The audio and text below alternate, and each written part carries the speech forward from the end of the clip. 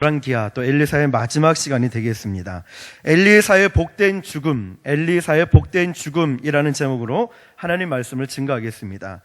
지금까지 몇 주간의 오후 예배 시간을 통해서 우리는 엘리사에 대해서 은혜를 나누었습니다. 이제 2014년도도 얼마 남지 않았습니다. 금년이 가는 마지막 시간이니까 우리는 엘리사 선지자를 돌아가시게 해야 할 것 같습니다. 그래야 우리가 내년부터 새로운 성경을 또 볼 수 있을 것입니다. 자, 죽음은 인생을 결산하는 그런 순간입니다. 우리가 어떻게 죽을 수 있느냐 하는 것은 어떻게 살았느냐 하는 것이 결정하는 것입니다. 인생에서 죽음의 확률은 100%입니다. 죽지 않을 사람은 이곳에서 아무도 없습니다. 인생의 예언 가운데 가장 확실한 예언이 있다면 그것은 우리 모두가 언젠가는 죽을 것이라는 사실입니다. 이 자리에 계신 분들도 100년 후에 이 자리에 앉아 있을 분은 아마 한 사람도 없을 것입니다. 기적이 일어나서 한 사람쯤 있을지는 모르겠지만 100년 후에는 이 자리에 있을 분은 거의 없을 것입니다. 얼마나 오래 살았느냐가 중요한 것이 아니라 정말 중요한 것은 어떻게 살고 어떻게 죽었느냐가 중요한 것입니다. 바로 인생이 그런 것입니다. 우리 인생은 어떤 의미에서 결론의 순간은 죽음입니다. 마지막에는 모두가 다 죽게 되어 있습니다. 그 죽음을 위해서 우리가 하루하루를 살아가는 것입니다.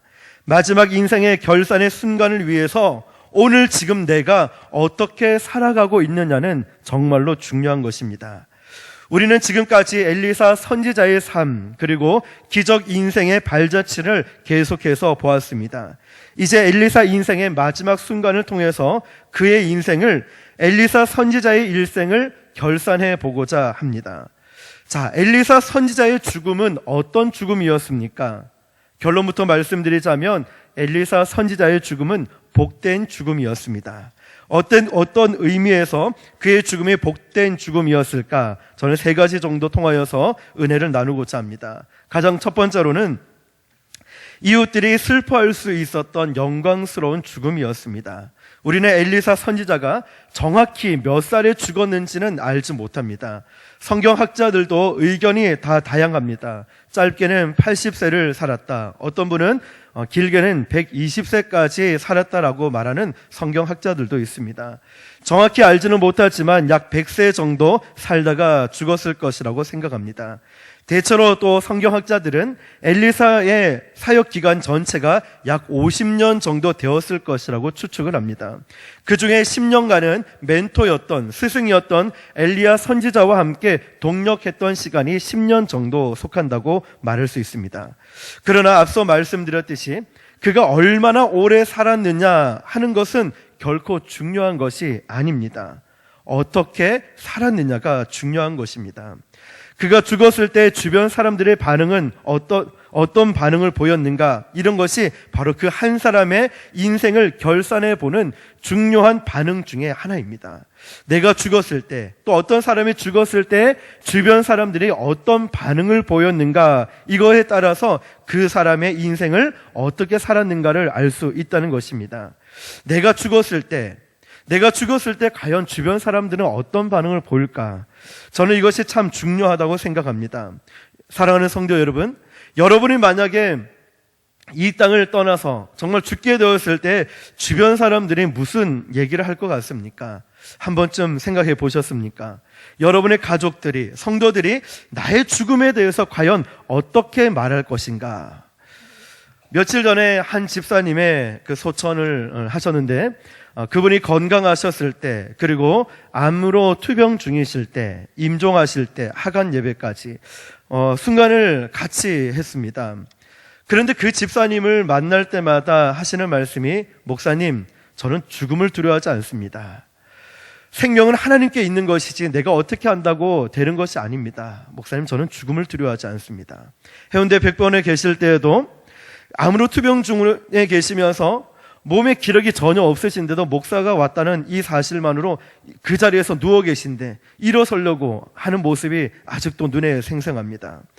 그분은 참 이런 모습을 하고 하나님께로 갔습니다. 그런데 그 모습, 그렇게 하시는 말씀이 얼마나 아름답게 제 인생에 평생 잊지 못할 그런 고백으로 남아 있습니다. 엘리사의 죽음, 이 선지자의 죽음은 아주 명예롭고 아주 영광스러운 죽음이라고 우리는 쉽게 결론을 내릴 수 있는 성경적인 근거가 있습니다. 본문이었던 14절 보니까 엘리사가 죽을 병이 들매 이스라엘 왕 요아스가 그에게로 내려와 자기의 얼굴에 눈물을 흘리며 이르되 내 아버지여 내 아버지여 이스라엘의 병거와 마병이여 하매. 엘리사가 죽었을 때 당시 이스라엘 왕이었던 요아스가 죽어가고 있는 그 엘리사의 침상에 왔다는 것입니다. 여기서 기억해야 될 것이 왕이 침상에 왔다는 것이 중요한 것이 아니라 이 한 선지자의 죽음에 요아스 왕이 한 선지자의 죽음에 대해서 보여주고 있는 반응이 중요한 것입니다. 어떤 반응을 보이고 있는가, 이게 중요하다는 것입니다. 왕이 지금 엘리사 선지자를 향해서 이렇게 호칭을 하고 있죠. 내 아버지여, 내 아버지여. 아버지여라는 이 표현은 이스라엘 백성들에게 있어서 자기가 정말 존경하고 있는 영적 스승, 멘토, 이런 사람에 대해서 통상적으로 쓰이고 있던 단어가 아버지여라는 단어였습니다. 영적인 스승이었다는 겁니다. 요아스 왕에게는 엘리사가 영적인 스승이었다는 것입니다. 잘 보십시오. 한 나라의 왕에게 받아낼 수 있었던 최고의 존경을 받고 살았던 사람이 바로 엘리사 선지자였습니다. 오늘 본문에 보시면 그가 눈물을 흘렸다라고 기록하고 있습니다. 죽어가는 엘리사 곁에서 왕이 눈물을 흘리고 있었던 것입니다.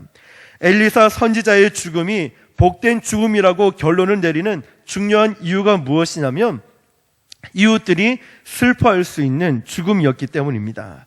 두 번째로 마지막까지 사역을 계속한 죽음이었습니다. 엘리사의 사역을 보십시오. 엘리사는 마지막 최후의 순간까지도 자기에게 주신 사명을 끝까지 지속할 수 있는 그런 죽음이었습니다.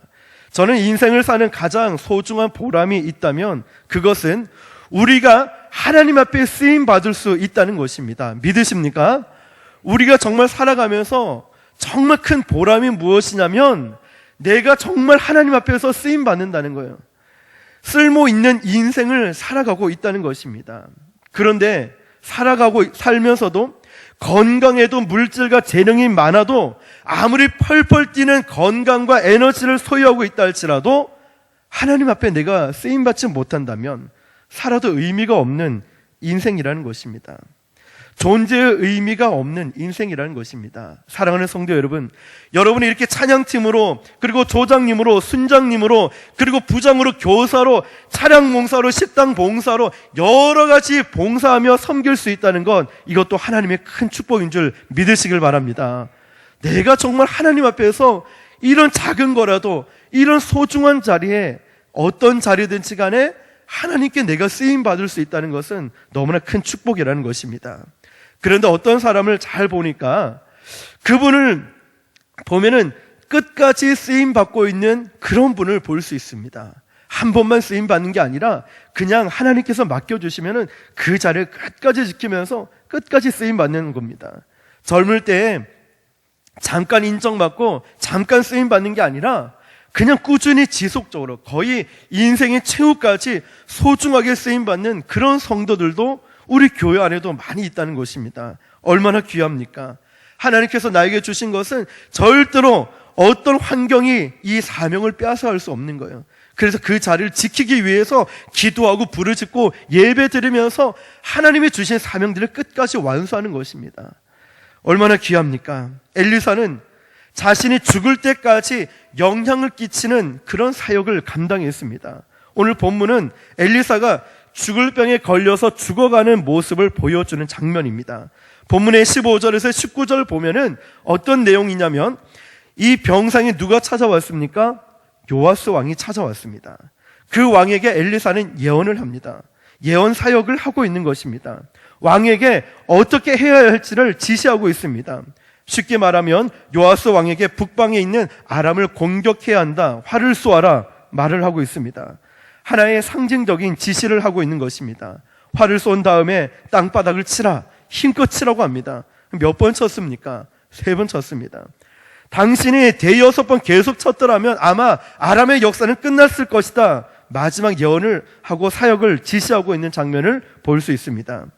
그런데 이것은 엘리사가 평생에 해왔던 엘리사의 예언 사역이었습니다.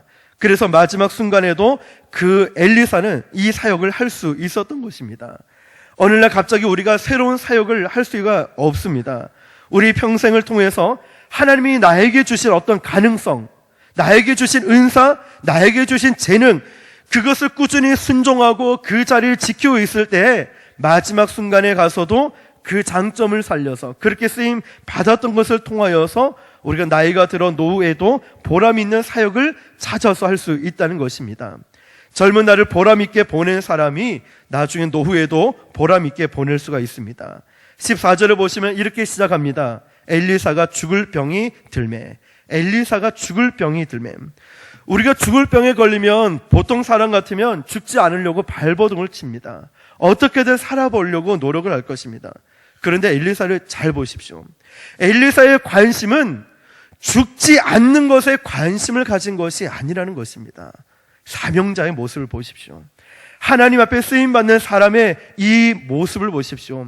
죽을 병이 걸렸음에도 불구하고 나가 죽지 않기 위해서 노력하는 것이 아니었다는 겁니다.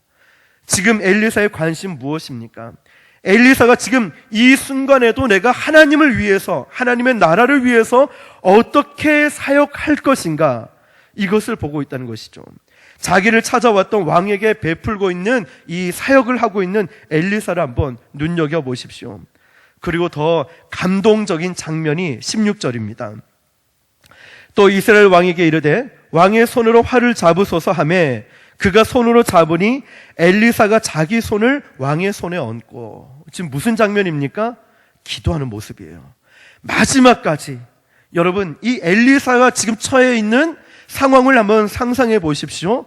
엘리사는 죽을 병에 걸려서 죽어가고 있는 상황에, 그런 힘들고 슬프고 고독 가운데 있는 인간적으로 제일 힘든 상황이었습니다. 기도하는 모습을 보십시오. 엘리사가 오히려 한나라 왕이었던 요아스 왕에게 손을 얹어서 축복 기도해 주고 있는 모습입니다. 엘리사는 지금 자기가 아픈 상황이에요. 엘리사는 오히려 자기가 위로를 받아야 될 상황이라는 거예요. 엘리사는 지금 죽어가고 있는 정말 힘들고 어려운 그런 상황에 놓여 있다는 것입니다. 그런데 엘리사가 지금 무엇을 하고 있습니까? 오히려 마지막 그 순간까지도 위로와 축복을 해주면서 마지막을 떠나고 있는 엘리사의 모습을 보십시오. 그 뒷모습이 너무나 아름답지 않습니까? 사랑하는 성도 여러분, 우리의 마지막 모습은 어떤 모습이 되어야 하겠습니까?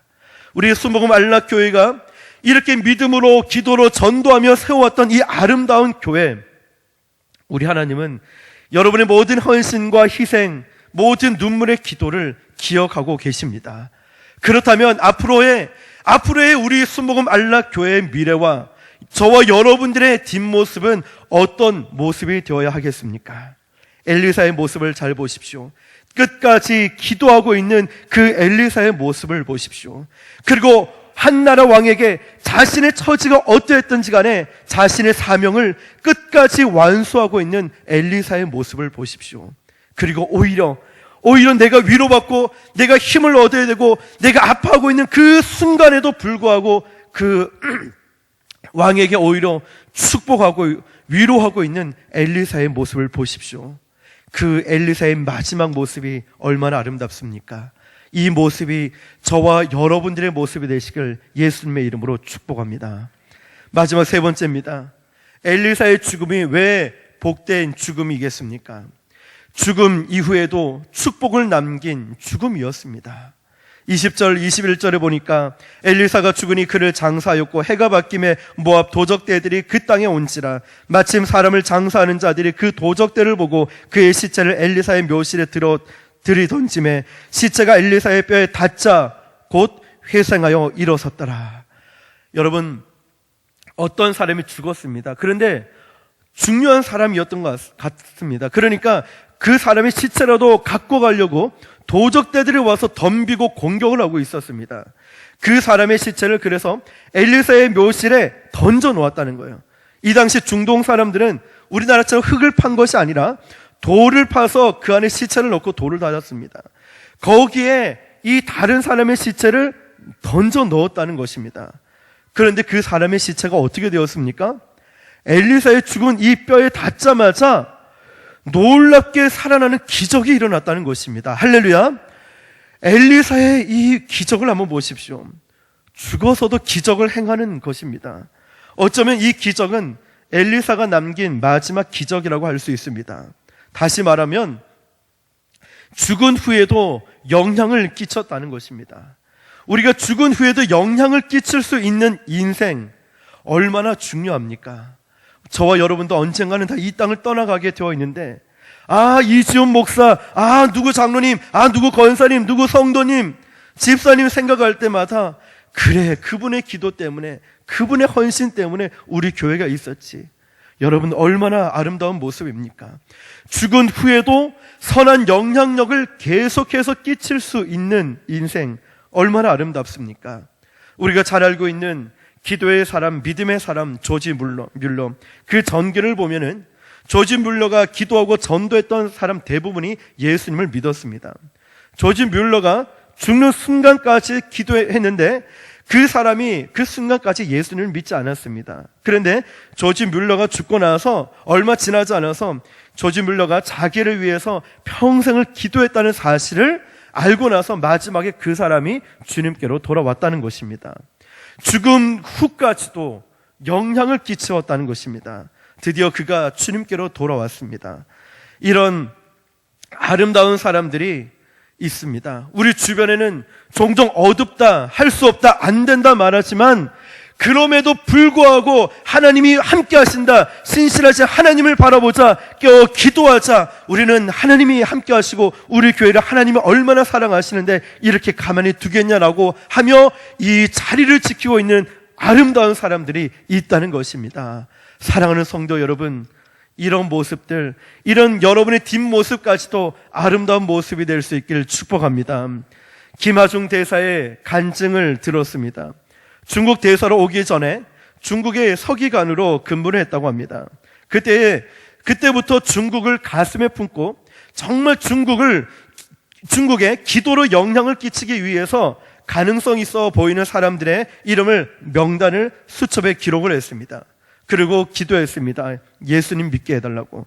그리고 축복해 주시고 이 나라의 좋은 지도자가 해달라고 이름을 다 기록하고 기도했고 기회가 있을 때마다 전도를 했습니다. 예수님 믿어보시라고. 그리고 가끔 카드도 보냈다고 합니다. 내가 당신을 위해서 기도하고 있습니다.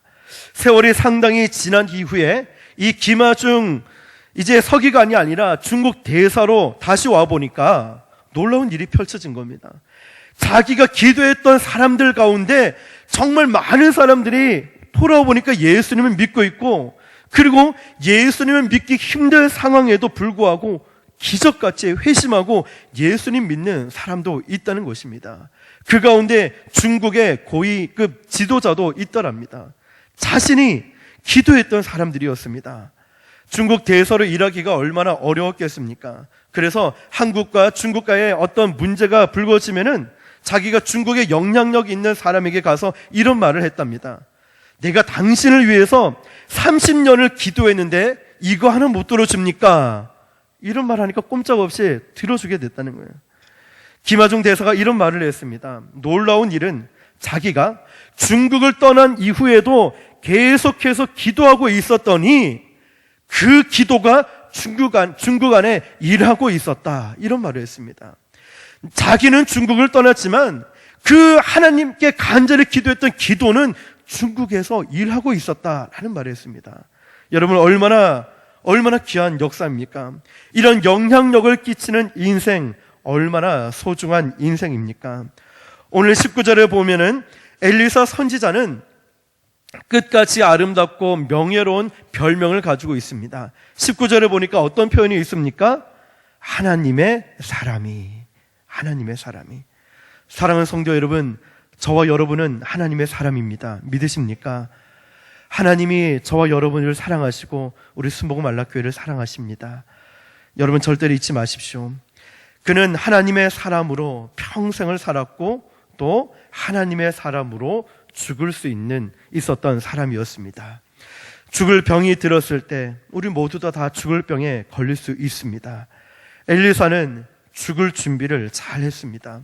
유종의 미를 거둘 수 있었습니다. 그리고 마지막까지 아름다운 간증과 영향력을 남길 수 있었습니다. 이 죽음 후까지, 죽고 나서까지도 축복을 남길 수 있었던 사람, 그 사람이 바로 엘리사였습니다. 20절은 그의 죽음을 가장 간략한 보고로 마치고 있습니다. 엘리사가 죽으니 그를 장사하였고.